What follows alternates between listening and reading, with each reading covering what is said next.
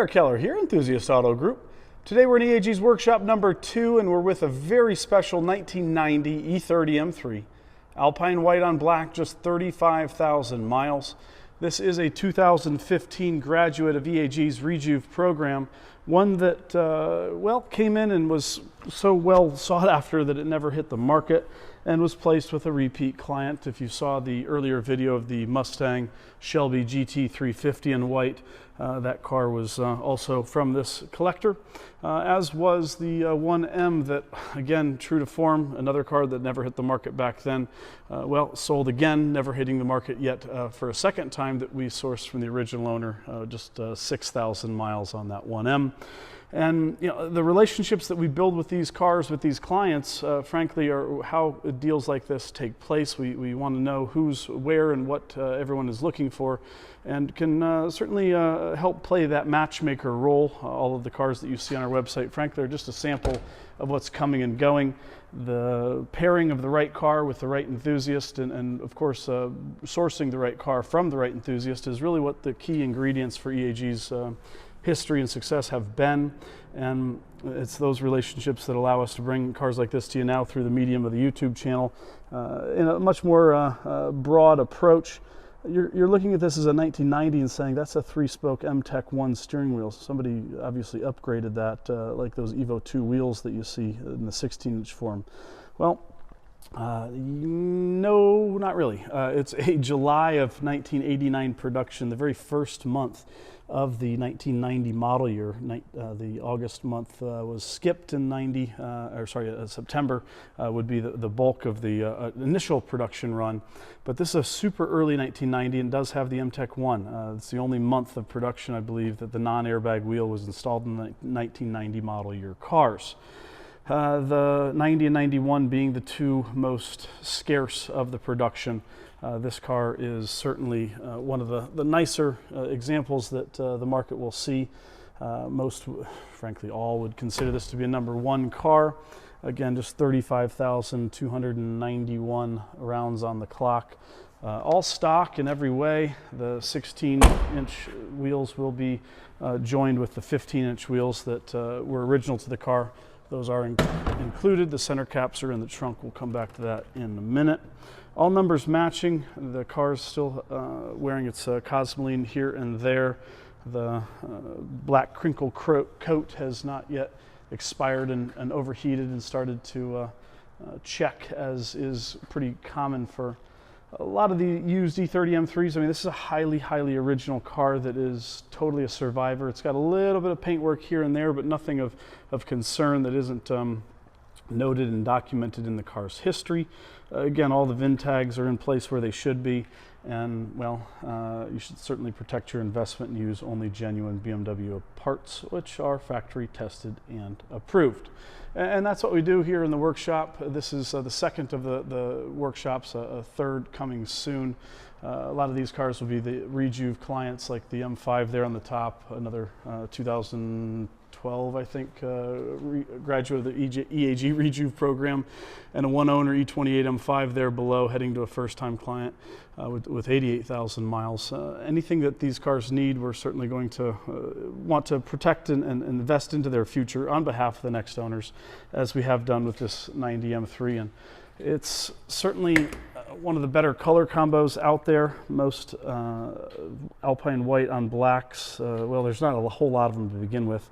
It does have the BMW CD changer, which is kind of a cool bit of kit.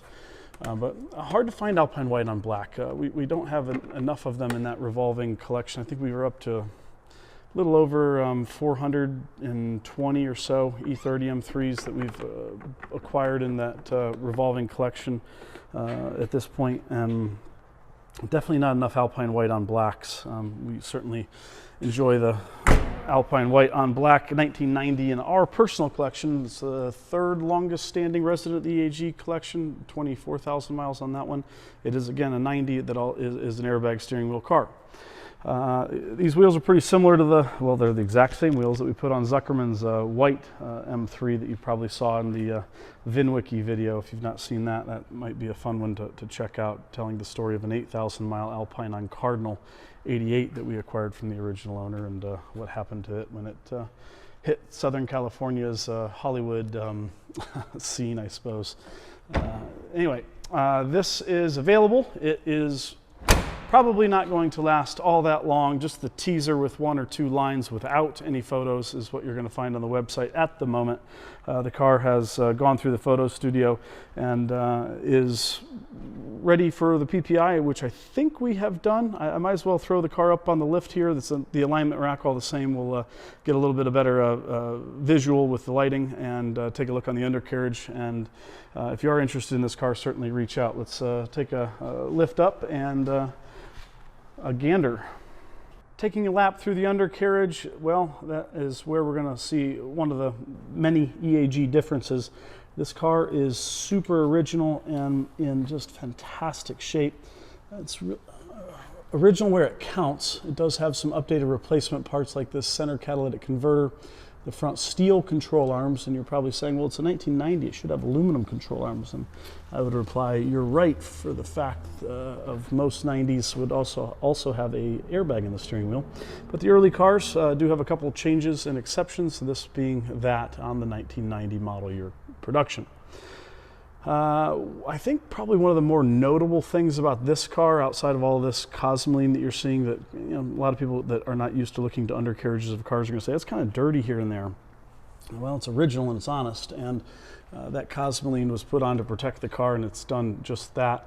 We want to see that just from an original. They're only original once, and as a preservation shop, I definitely appreciate that originality quite a bit more so than probably a lot of the more resto mod type of guys. But one of the things I wanted to point out are the rocker panels of this car. And maybe I'll go on the sides here. These pinch welds on the bottom, right there is your lift point. You've got another lift point right there. Check on all those E30s that you see online. Look at all the undercarriage photos of a lot of the other cars that you've looked at, and tell me how many have rocker panels that are straight like this. You probably haven't seen any, to be honest. I've seen very few, and having been under as many E30 M3s as we have over the years, finding one that's this straight, this honest, especially with all of its original clips in place. Everybody thinks those are jack pads and smashes the floor up from the underside. Pretty common. That is a standout on this car. It's never been redone or reworked. These are the original rocker panels. That's why they have that more of a matte finish. It's not a clear-coated panel as opposed to the rest of the paint. Really just an exceptional car through and through, and well, arguably one of the more attractive color combos to boot. So if you're interested in this Alpine white on black, 35,000 miles, it is available, and well, looking for the next loving enthusiast to write another fantastic chapter with this car, just as the most recent one has. It's been a great relationship thus far with him, and looking forward to getting him the Sport Evolution that is this car's replacement, if anybody's wondering why he sold such a fine automobile. Thanks for tuning in. Subscribe for more. See ya.